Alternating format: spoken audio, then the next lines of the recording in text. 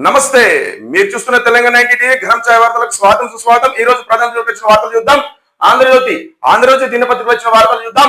9 రోజుల్లో 9,000 కోట్లు, 70 లక్షల మంది ఖాతాల్లో రైతు భరోసా సొమ్ములు. అదేవిధంగా చూద్దాం. ఇక ఆంధ్రజ్యోతి జిల్లా వార్తలు చూద్దాం. ఒకసారి ఆంధ్రజ్యోతి దినపత్రికలో వచ్చిన జిల్లా వార్తలు చూద్దాం. పల్లెల్లో మొదలైన స్థానిక ఎన్నికల సందడి, ఎన్నికల్లో పోటీకి ఆశావాద ప్రయత్నాలు. కాంగ్రెస్, బీజేపీ, బీఆర్ఎస్ నుంచి పోటీకి సన్నద్ధమవుతున్న నేతలు, ఇప్పటికే తమ వర్గాల మద్దతును కూడబెట్టుకుంటున్న నాయకులు, ఎన్నికల నిర్వహణకు ఏర్పాట్లు చేసిన జిల్లా యంత్రాంగం. అదేవిధంగా చూద్దాం. పిఎంపి ఆర్ఎంపీల ర్యాలీ ఉద్రిక్తత, ఆర్ఎంపీలపై చెప్పుతో దాడి చేసిన మహిళ, వైద్యం కోసం వెళ్తే అసభ్యంగా ప్రవేశిస్తున్నారనే ఆగ్రహం.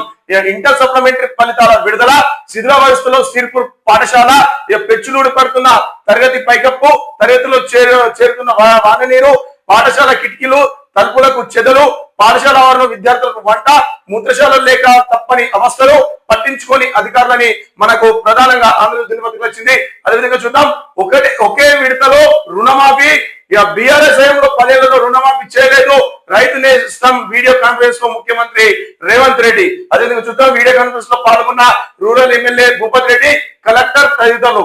సిరికొండలో ఊపందుకున్న వ్యవసాయ పనులు, వరి నాట్లు, అరుదటి పంటల వైపు రైతుల చూపు, డ్రిప్ పద్ధతిలోనే అధిక సంఖ్యలో రైతుల సాగు.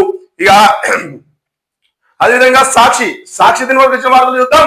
9 రోజుల్లో 9,000 కోట్లు ఇస్తాం, రైతు నేస్తం ప్రారంభోత్సవంలో రైతు భరోసాపై సీఎం రేవంత్ రెడ్డి ప్రకటన. తొలి రోజు 41.25 వేల మంది రైతుల ఖాతాలలో 2,349 కోట్లు జమ. ఇక ఎకరానికి 6,000 చొప్పున విడుదలకు కంప్యూటర్ బటన్ నొక్కిన ముఖ్యమంత్రి, ఎన్ని కష్టాలున్నా పెట్టుబడి సాయం ఆగదని స్పష్టీకరణ.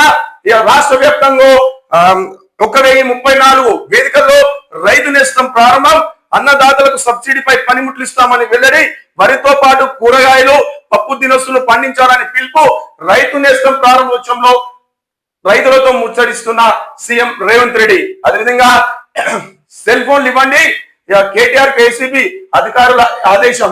ఇక 2వ దశలో జనగణ. ఇక అదేవిధంగా యుద్ధాల యుగం కాదు, వివాదాలకు చర్చల ద్వారా పరిష్కరించుకోవాలి, మానవాళి సంక్షేమం కోసం అందరూ కలిసికట్టుగా పనిచేయాలి, భారత ప్రధాని నరేంద్ర మోడీ. అదేవిధంగా చూద్దాం. అటవీ శాఖ సిబ్బందిపై గిరిజనుల దాడి, ఉధృతకు దారి చేసిన గుడిసెల తొలగింపు, పోలీసులపై పెట్రోల్ కారం పొడి చల్లిన వైనం, కర్రలతో జేసీబీ డ్రైవర్ పై దాడి, ములుగు జిల్లా రొయ్యూరు ప్రాంతంలో ఘటన.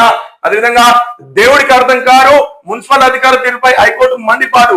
ఇక అదేవిధంగా చూద్దాం. ఇక సాక్షి నిజామాబాద్ జిల్లా వార్తలు చూద్దాం ఒకసారి. స్థానిక వేడి, ప్రధానంగా మన ప్రధాన సాక్షిలో వచ్చిన వార్త. స్థానిక వేడి, స్థానిక సంస్థల ఎన్నికలు నిర్వహించాలని ప్రభుత్వం భావిస్తున్నట్లు వార్తలు వెలువడుతున్న నేపథ్యంలో పల్లె పట్టణాలలో ఒక్కసారిగా ఎన్నికల వేడి మొదలైంది. రాష్ట్రంలో ప్రభుత్వం అమలు చేస్తున్న సంక్షేమ పథకాలు స్థానిక ఎన్నికల్లో తమ అభ్యర్థులను గెలిపిస్తాయని కాంగ్రెస్ నాయకులు ఆశాభావం వ్యక్తం చేస్తున్నారు. అధికార పార్టీ కాంగ్రెస్ ను ధీటుగా ఎదుర్కొనేందుకు పట్టణాలు, గ్రామాలలో వ్యూహాలతో బీజేపీ ముందుకెళ్తుంది. ఉనికి కాపాడుకునే దిశగా బీఆర్ఎస్ శ్రేణులు తమ ప్రయత్నాలు చేస్తున్నారు. అదేవిధంగా చూద్దాం. రెవెన్యూ దరఖాస్తుల నోటీసు